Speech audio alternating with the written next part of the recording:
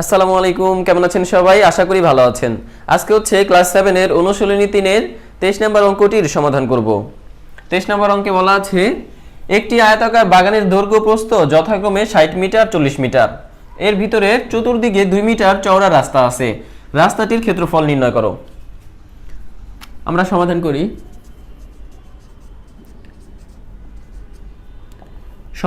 যে দেওয়া আছে কি, দেওয়া আছে একটি আয়তাকার বাগানের দৈর্ঘ্য প্রস্থ দেওয়া আছে। তাহলে লিখতে পারি দেওয়া আছে আয়তাকার বাগানের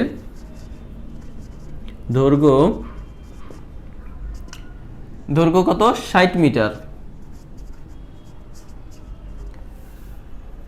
একটি আয়তাকার বাগানের দৈর্ঘ্য আছে 60 মিটার দেওয়া আছে, আবার প্রস্থ দেওয়া আছে 40 মিটার। অতএব আয়তাকার বাগানের প্রস্থ দেওয়া আছে কত? 40 মিটার। আয়তাকার বাগানের ক্ষেত্রফলটা আমরা বের করতে পারি। ক্ষেত্রফল দৈর্ঘ্য গুণ প্রস্থ।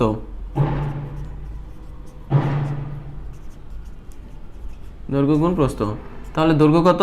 60 × 40 মিটার। 4 × 6 = 24 আর 2 শূন্য 2400 মিটার। তাহলে আমরা কি বের করলাম? একটি আয়তাকার বাগানের দৈর্ঘ্য, প্রস্থ এবং ক্ষেত্রফল। আয়তাকার বাগানের দৈর্ঘ্য দেওয়া আছে, প্রস্থও দেওয়া আছে। আমরা জানি ক্ষেত্রফল = দৈর্ঘ্য গুণ প্রস্থ। তাহলে আয়তাকার বাগানের দৈর্ঘ্য, প্রস্থ, ক্ষেত্রফল আমরা বের করলাম। আবার আমরা বের করব যে বলছে এর ভিতরের চতুর্দিকে 2 মিটার চওড়া রাস্তা আছে। একটা আয়তাকার বাগানের চারপাশে চতুর্দিকে 2 মিটার চওড়া রাস্তা আছে। তাহলে আমরা লিখতে পারি যে রাস্তা বাদে বাগানের দৈর্ঘ্য। রাস্তাবাদী বাগানের দৈর্ঘ্য সমান রাস্তাবাদী বাগানের দৈর্ঘ্য কত? 60 মাইনাস 4, চতুর্পাশে হচ্ছে 2 মিটার করে চওড়া রাস্তা আছে। তাহলে 2 × 2 সেকেন্ড ব্র্যাকেট দিতে পারি মিটার। তাহলে এখানে আছে কত? 60 মাইনাস 2 × 2 = 4, 60 মাইনাস 56 মিটার। রাস্তাবাদে বাগানের দৈর্ঘ্য। এখন আমরা লিখব অতএব রাস্তাবাদে বাগানের প্রস্থ হলো 40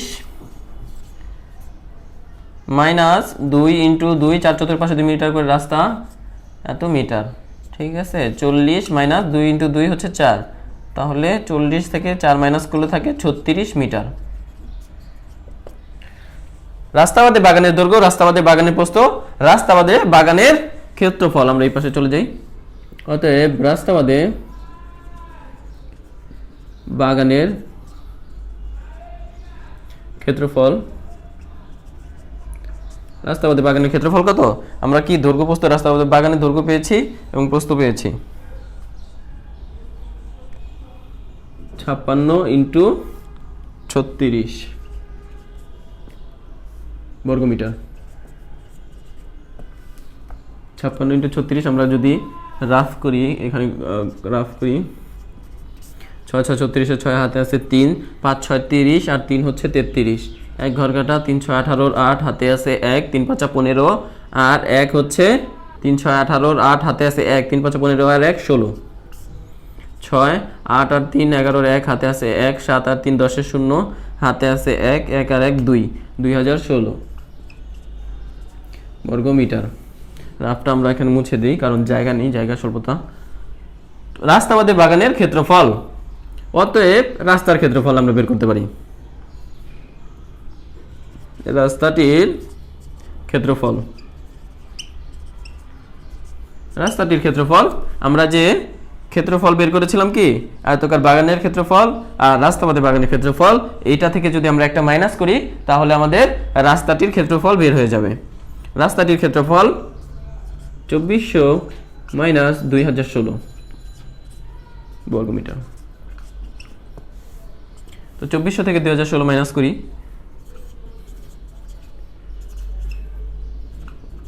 6 আছে কত হলে 10 পাবো? 4 হলে হাতে আসতে 1, 1 আর 1 2, 2 আছে কত হলে 10 পাবো? 8 হলে হাতে আসতে 1, 1 আছে কত হলে 3 পাবো?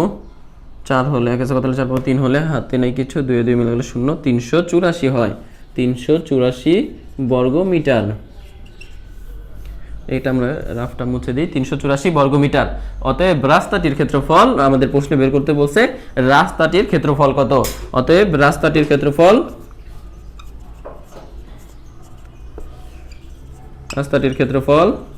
384 বর্গ মিটার।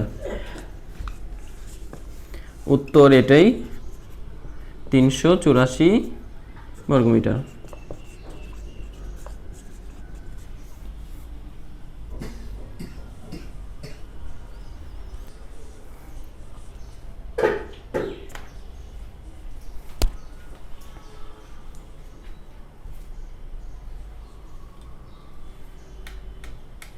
এখন হচ্ছে আমরা 24 নম্বর অঙ্কটির সমাধান করব। 24 নম্বর অঙ্কে বলা আছে একটি ঘরের দৈর্ঘ্য প্রস্থের 3 গুণ, প্রতি বর্গমিটার 7.50 টাকা দরে ঘরের মেঝে কার্পেট দিয়ে মুড়তে মোট 1102.50 টাকা ব্যয় হয়। ঘরটির দৈর্ঘ্য প্রস্থ নির্ণয় করো। সমাধান করি।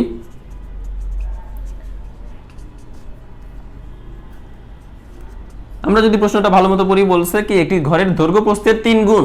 এই দৈর্ঘ্য প্রস্থের 3 গুণ মানে হচ্ছে প্রস্থ যদি হয় x তাহলে দৈর্ঘ্য হবে 3x, কারণ কি প্রস্থ যেটা সেটার হচ্ছে দৈর্ঘ্য হচ্ছে সেটা 3 গুণ। প্রস্থ যদি হয় x দৈর্ঘ্য হবে প্রস্থের 3 গুণ।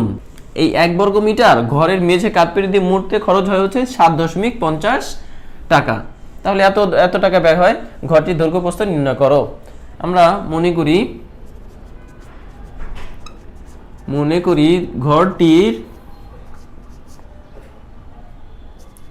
ঘরটির প্রস্থ, প্রথমে আমরা প্রস্থ লিখব। ঘরটির প্রস্থ হচ্ছে ক মিটার। ঘরটির প্রস্থ যদি ক মিটার হয় তাহলে দৈর্ঘ্য কত হবে? প্রস্থের 3 গুণ। অতএব ঘরটির দৈর্ঘ্য 3 ক মিটার। অতএব ঘরটির ক্ষেত্রফল দৈর্ঘ্য গুণ প্রস্থ, আমরা জানি দৈর্ঘ্য গুণ প্রস্থ। দৈর্ঘ্য কত? 3 ক ইন্টু ক মিটার ইকুয়াল টু 3 ক স্কোয়ার মিটার। আমরা কি করলাম? ঘরটির দৈর্ঘ্য বের করলাম, ঘরটির প্রস্থ বের করলাম, তারপর হচ্ছে ঘরটির ক্ষেত্রফল বের করলাম। এখন আমরা লিখতে পারি যে অতএব এর পরের লাইনে বলছে কি যে প্রতি বর্গমিটার 7.50 টাকা দরে ঘরের মেঝে কার্পেট দিয়ে মুড়তে মোট এত টাকা ব্যয় হয়। এর মানে কি যে 7.50 টাকা ব্যয় হয় 1 বর্গমিটারে। লিখি আমরা 7.50 টাকা ব্যয় হয় 1 বর্গমিটার কার্পেট মুড়তে আর কি। 7.50 টাকা ব্যয় হয় 1 বর্গমিটারে। তাহলে 7.50 টাকা ব্যয় হয় 1 বর্গমিটারে। 1 বর্গমিটার 1 টাকা ব্যয় হয়, উপরে হচ্ছে 1 নিচে 7.50। আবার প্রশ্নই বলা আছে যে 1102.50 টাকা ব্যয় হয়। 1102.50 টাকা ব্যয় হয় 1 ইন্টু 1102.50 নিচে হচ্ছে 7.50। তো এখানে হচ্ছে আমরা দেখতে পাচ্ছি যে এখানেও দশমিক আছে, নিচেও দশমিক আছে, দশমিকের পরে আছে 2 সংখ্যা। এরকম দশমিক থাকলে আমরা দশমিকের জন্য হচ্ছে 1 নিব এবং পরে যে সংখ্যা আছে এটার জন্য আমরা 0 নিব। পরে 2 সংখ্যা আছে 2টা 0 নিব। তাহলে উপরেও যেটা নিব নিচেও একই কাজ করব। তো আমরা হচ্ছে এখানে লিখি 1 ইন্টু 1102.50 ইন্টু দশমিকের জন্য হচ্ছে 1, তারপরে 2টা সংখ্যার জন্য 2টা 0, নিচে আছে 750 ইন্টু দশমিক উঠাই দিব, দশমিকের জন্য হচ্ছে 1, পরে 2টা সংখ্যার জন্য 2টা 0। এই পাশে জায়গা স্বল্পতার কারণে আমরা এই পাশে চলে যাই।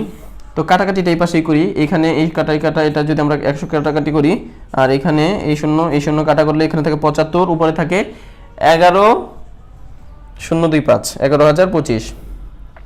তো এই 75 দিয়ে যদি আমরা 11025কে ভাগ করি, এইখানে হচ্ছে 147 হয়। তারপরেও আমরা এটা রাফ করে দেখিয়ে দিচ্ছি। 75 ভাগ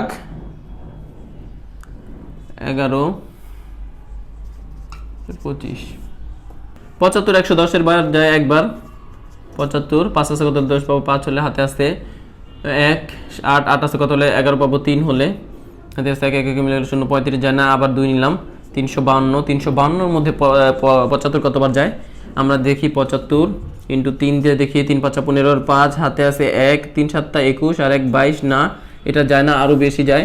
তাহলে 75 ইন্টু 4 দিয়ে দেখি, 4 5 20 এর 0 হাতে আছে 2, 4 7 28 আর 2 30, হ্যাঁ 300 বার যায়। 300 বার এরপরে যদি আমরা 5 দিয়ে দিতাম তাহলে হচ্ছে কি হতো, বেশি হয়ে যেত, 375 হতো, কিন্তু এখানে এসেছে 352, তাহলে কতবার যায়, 4 দিয়ে যদি দেই 300, এখানে 52 যায় না, আবার যদি আমরা 5 নেই 525, 525 এর মধ্যে 75 কতবার যায়, 75 আমরা যদি দেই 6 দিয়ে, 5 6 30 এর 0 হাতে আছে 3, 6 7 42 আর 3 হচ্ছে 45, 450 হয় না, আরও বেশি যায়। তাহলে 75 দিয়ে আমরা 7 দিয়ে দেখি, 5 7 35 এর 5 হাতে আছে 3, 7 7 49 আর 3 52, 525, অ্যাবসলিউটলি রাইট। তো আমরা হচ্ছে এই 75কে 585 এর মধ্যে কতবার যায়, 7 বার যায়, 7 দিয়ে দিলে 75 এ 525, তো 147 হয় বর্গ মিটার। রাফটা আমরা মুছে ফেলি।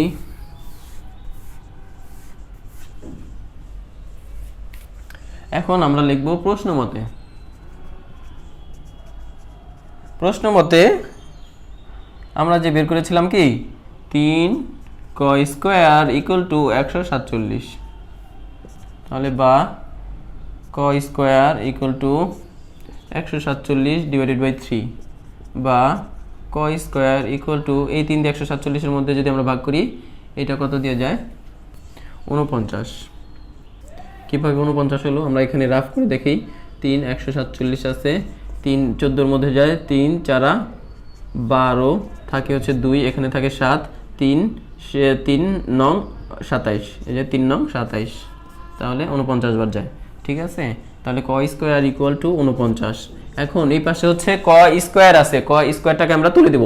স্কয়ার তোলার জন্য আমরা রুট ব্যবহার করতে পারি, তো স্কয়ার তুলে দিলে এখানে 49 রুট, বা ক ইকুয়াল টু এই 49 এর রুট হচ্ছে কত আমরা জানি 7, 7 7 49, বা ক ইকুয়াল টু 49। আমরা ক এর মান পেয়ে গেছি, এখন আমরা ঘরটির দৈর্ঘ্য প্রস্থ নির্ণয় করতে পারি। অতএব লিখতে পারি, অতএব ঘরটির দৈর্ঘ্য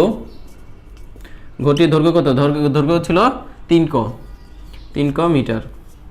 3 ক মানে কি 3 ইন্টু ক হচ্ছে 7, 3 7 21 মিটার। আবার ঘরটির প্রস্থ ছিল কি ক মিটার, ক মিটার ছিল, তাহলে ক এর মান জানি আমরা 7 মিটার। অতএব ঘরটির দৈর্ঘ্য 21 মিটার এবং প্রস্থ হচ্ছে 7 মিটার। উত্তর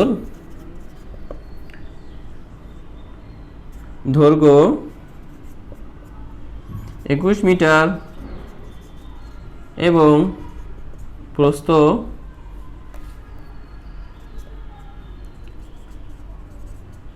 7 মিটার, এটাই হচ্ছে উত্তর। এই ছিল ভিডিও। যদি ভিডিওটি ভালো লাগে অবশ্যই লাইক করুন, কমেন্ট করে আপনার মূল্যবান মতামত জানান। আমি প্রত্যেকটি কমেন্টেরই রিপ্লাই দেওয়ার চেষ্টা করি।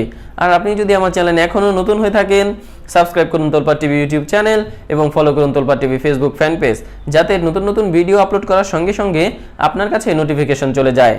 দেখা হবে আবার নতুন কোনো ভিডিওতে। সেই পর্যন্ত ভালো থাকবেন, সুস্থ থাকবেন। আল্লাহ হাফেজ।